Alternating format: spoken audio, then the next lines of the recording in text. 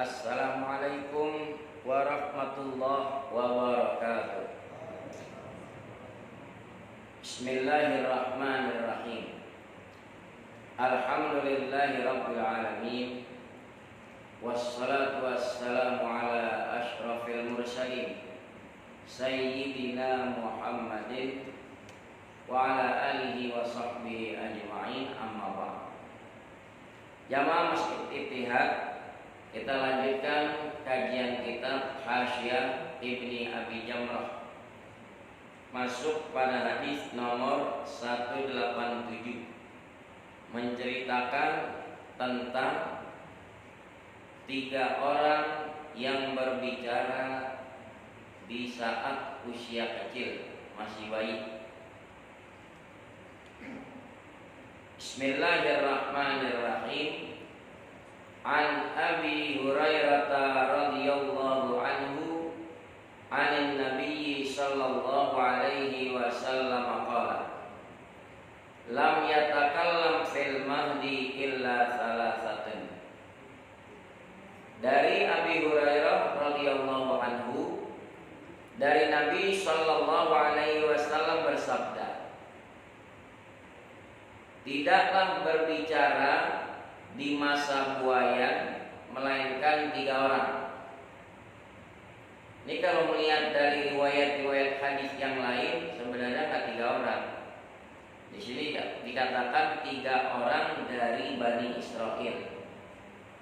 Di luar itu ada Nabi Ibrahim, Nabi Muhammad, Nabi Yahya, kemudian Siti Maryam. Itu masih usia buayan, sudah bisa berbicara. Nanti akan saya kutipkan senandung dari Jalaluddin As-Suyuti tentang siapa saja yang dalam masa buayan bisa berbicara.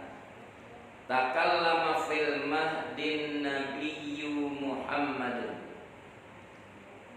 Yang berbicara di saat usia buayan itu pertama Nabi Muhammad sallallahu alaihi wasallam, wa Yahya wa Isa wal Khalilu wa Maryamu. Nabi Yahya, Nabi Isa, Khalil yaitu Nabi Ibrahim, dan Siti Maryam. Sudah 5. Wa mubri Juraijin thumma syahidu Yusufa, yang membebaskan Juraij dari tuduhan. Itu seorang bayi. Nanti akan kita lihat hadisnya di sini. Juraij dituduh menghamili wanita, ternyata bukan Juraij pelakunya. Siapa yang bisa berbicara? Bayi dari wanita yang hamil tadi, dia mengatakan, ayah saya bukan Juraij, tapi seorang penggembala. Tsumma syahidu Yusuf, kemudian yang bersaksi pada kejadian Yusuf saat dikejar Zulaikha. Ada 7. Wa tiflun ladal uhdudi yarwihi muslimun, seorang bayi yang dalam peristiwa Uhdud ketika ibunya mau diceburkan ke dalam kobaran api, dia mundur, lalu bayi yang digendongnya berbicara, ibu jangan takut, surga menanti di depan kita, hingga diceburkan mati syahid, sebagaimana diriwayatkan oleh Imam Muslim. Siapa lagi? Waqtiflun alaihi marra bil amatil lati, ada seorang bayi yang melintas padanya seorang budak wanita yang dituduh laha tazni wala tatakallam, dituduh berzina dan dia tidak bisa membela diri berbicara.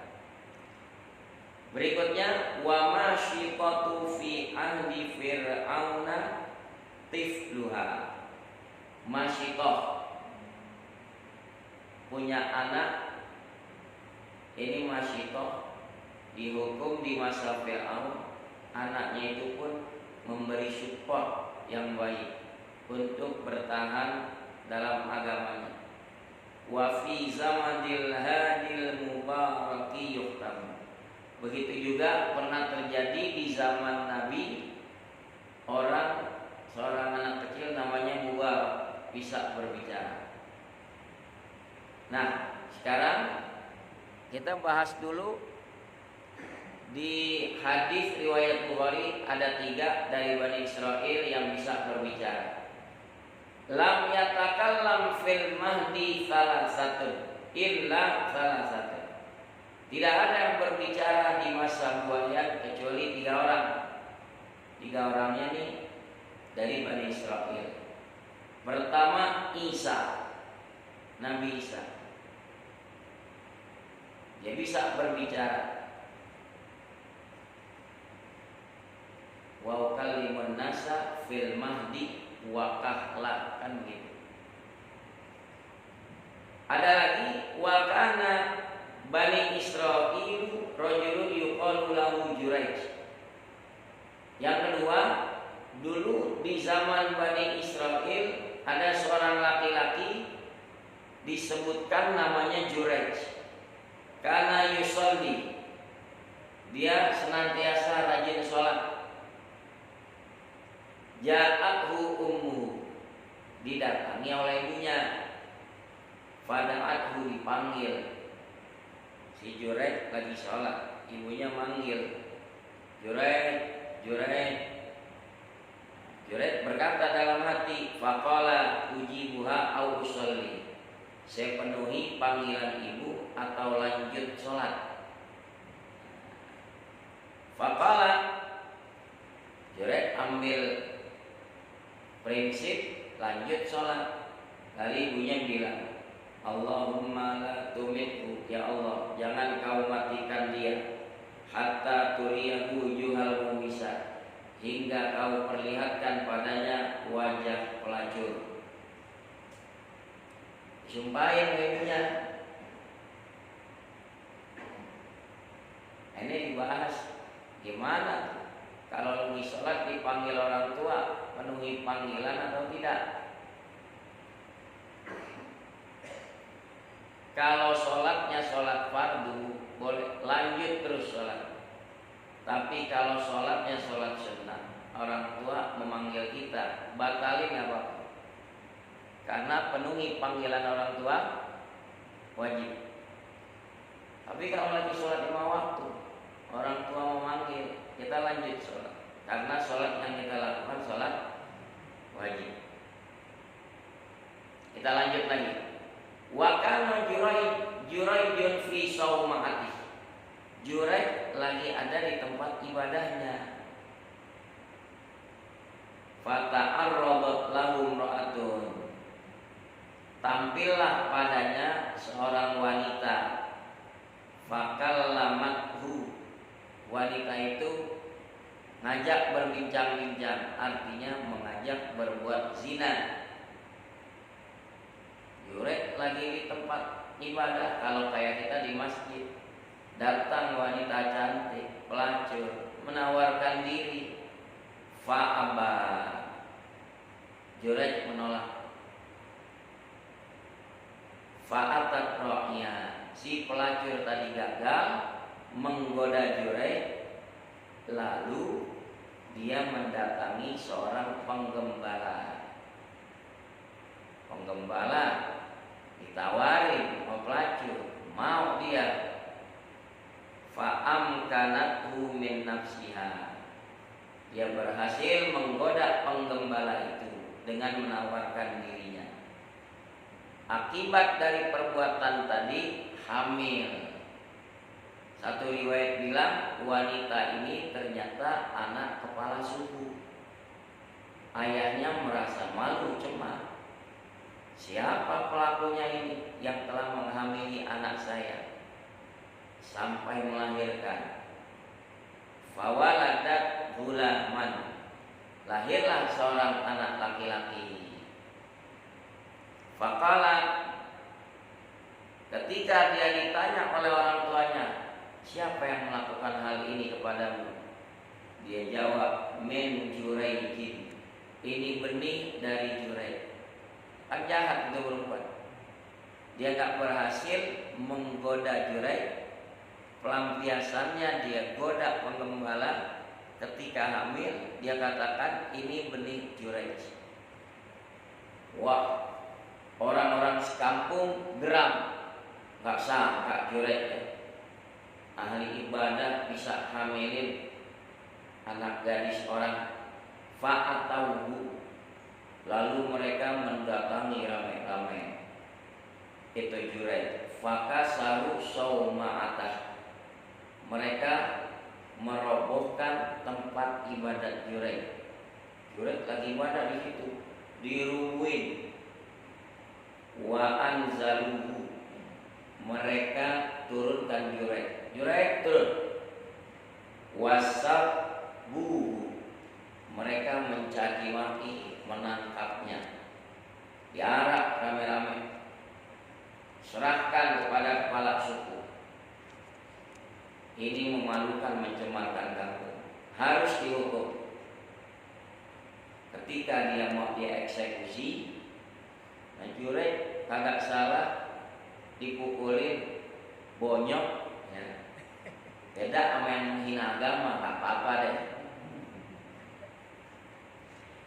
Nah, fatawat doa, sebelum dieksekusi, Juraij meminta waktu, izinkan saya berwudu. Juraij berwudu. Ini kan artinya dari zaman Bani Israel syariat wudu sudah ada. Katanya syariat wudu keistimewaan umat Nabi.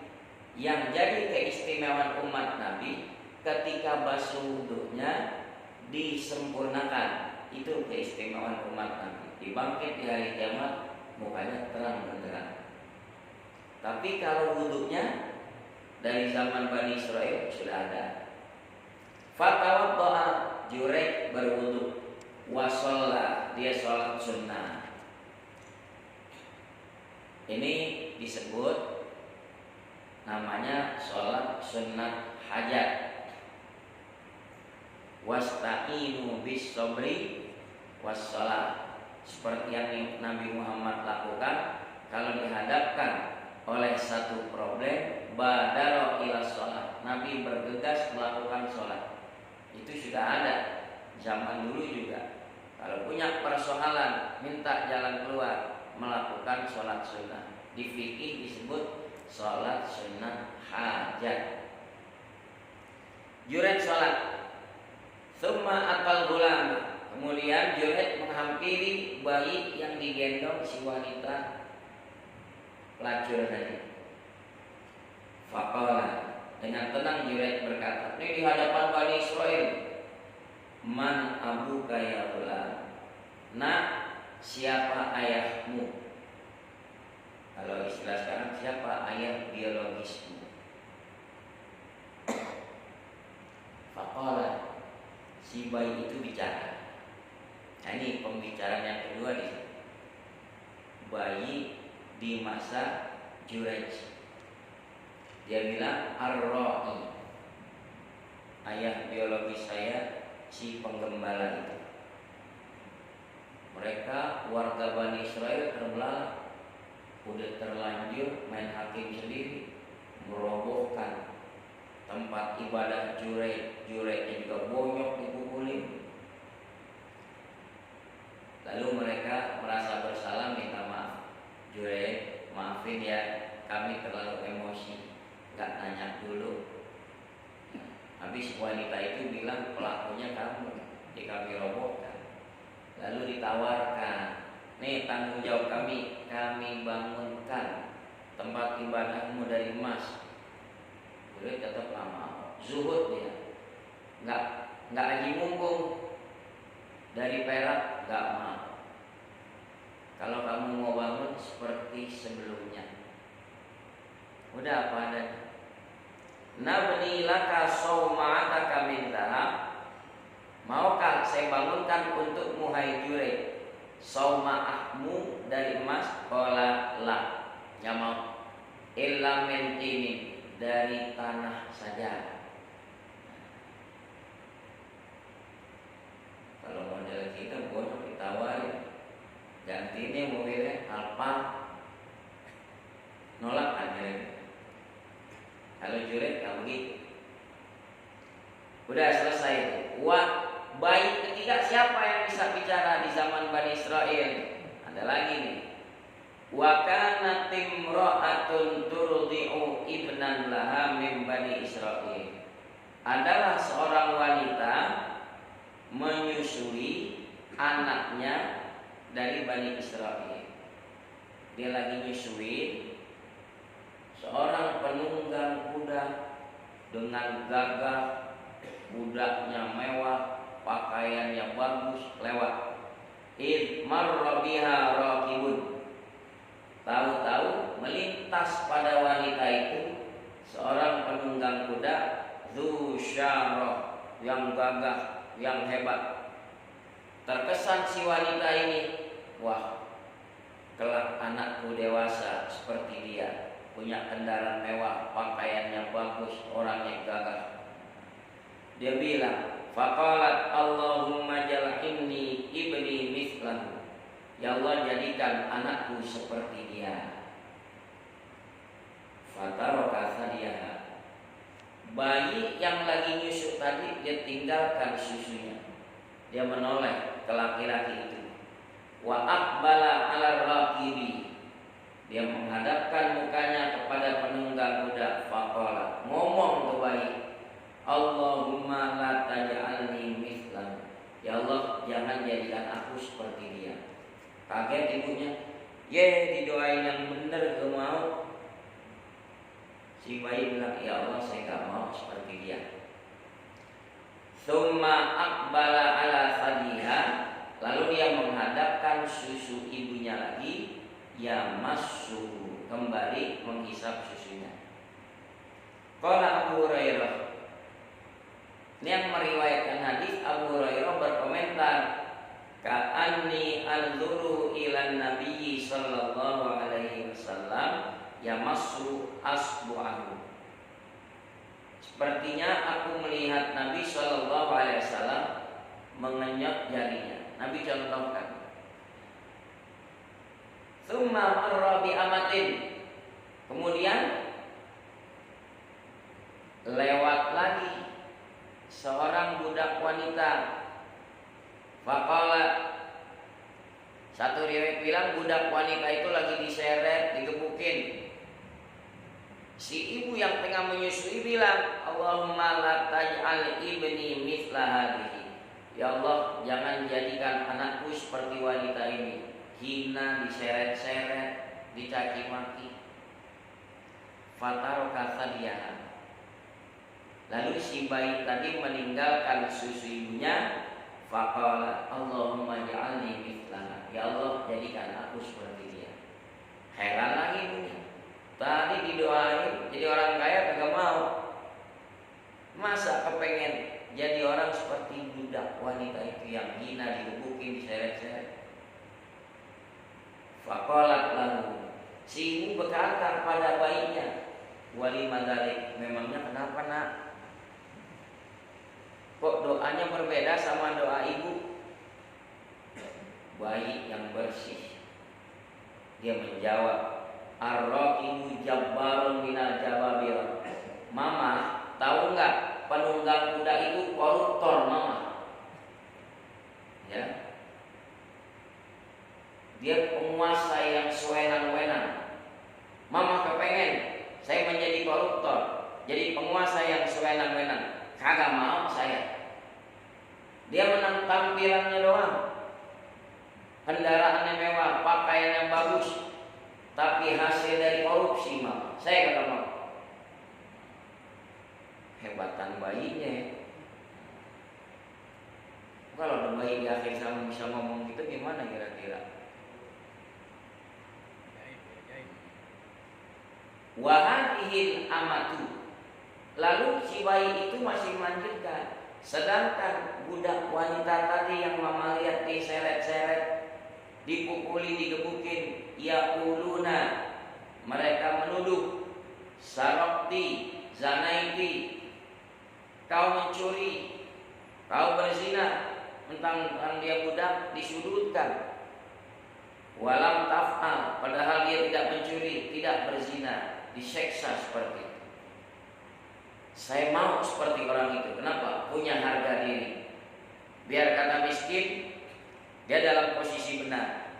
Walaupun dituduh mencuri, dia tidak mencuri. Dia dituduh berzina, dia mulia, tidak berzina.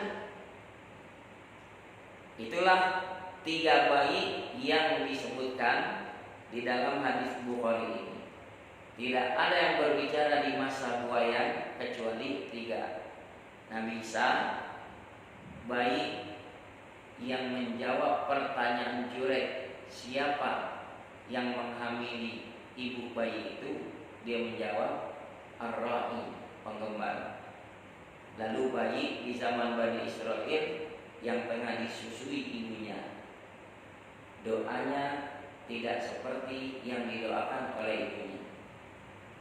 Ternyata anak ini lebih bersih. Adapun di luar yang 3 tadi sudah saya singgung.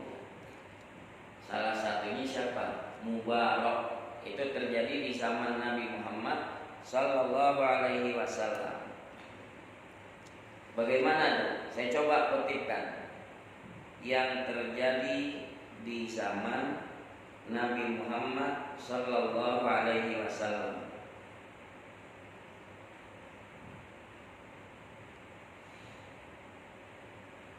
Namanya Mubarak al-Yamamah, dari Mu'aitib al-Yamani.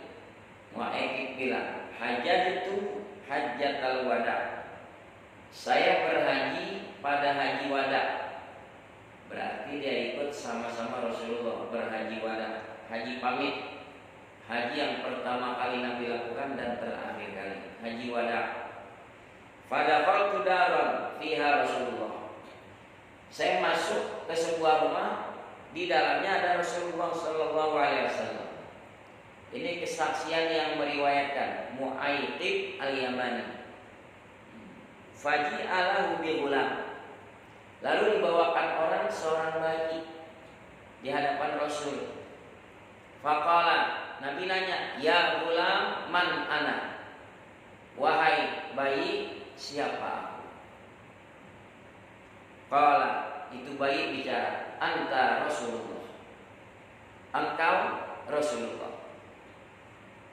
Qala, kata Nabi, shadaqatun barakallahu fiha. Bukan shadaqatun, shadaq, betul, shadaqta, engkau betul. Nabi doakan itu anak, barakallahu fiik, semoga Allah memberkahimu. Tsumma innal ghulama yatakallamu ba'du hatta syabba. Itu bayi terus masih bisa berbicara hingga dia dewasa. Jadi perawi menyebutkannya, namanya orang itu Mubarak al-Yamamah, karena Nabi doakan barakallahu fiik. Bayi ditanya oleh Rasulullah, dia memberikan kesaksian Nabi itu Rasul sallallahu alaihi wasallam. Adapun Shahibul Ukhdud yang disebutkan dalam Al-Qur'an, an-nari dzatil waqud. Di sini dijelaskan, wadzalika anna imra'atan ji'a biha, pada saat orang ditekan, kau balik ke agama nenek moyang, tidak, saya tetap bertauhid pada Allah, dicemplungin ke dalam kobaran api, sampai dihadirkan seorang wanita, ditulqa finnar, dikasih pilihan, mau dilemparin ke api neraka, au litakfur, atau balik ingkar kepada Allah. Wa ma'aha sabiyyun murdi'un, ada bersama wanita itu bayi yang masih menyusu. Melihat mendengar kobaran api, si wanita fataqa'asa, dia mundur. Tiba-tiba bayinya memberi support. Faqala laha ya ummah isbiri fa innaki 'alal haq. Bunda, sabarlah. Engkau di atas jalan yang benar. Akhirnya dia pasrah, dengan baik-baiknya dilemparkan ke dalam kobaran api. Itu bayi yang bisa berbicara. Adapun Siti Maryam sudah jelas diceritakan dalam Al-Quran. Masih kecil, dia sudah bisa berbicara. Nabi Ibrahim juga dijelaskan dalam tafsir Baghawi. Begitu pula Nabi Yahya dalam tafsir Duha, Yahya takallama fil mahdi. Yahya bisa berbicara di masa bayi, di masa buaya. Mahdi itu masa ayunan, lagi dibuai, maksudnya bayi. Dan satu-satunya Nabi yang diangkat dari semenjak kecil menjadi Nabi, yaitu Nabi Yahya Sobiyah. Makanya masih kecil dia sudah jaga batas pergaulan dengan teman-teman sebaya. Itulah beberapa tambahan bahwa ada dengan kekuasaan Allah bayi-bayi yang bisa berbicara. Sampai di zaman Nabi Muhammad pun ada terjadi. Setidaknya ini jadi menambah kekuatan iman kita terhadap apa yang disampaikan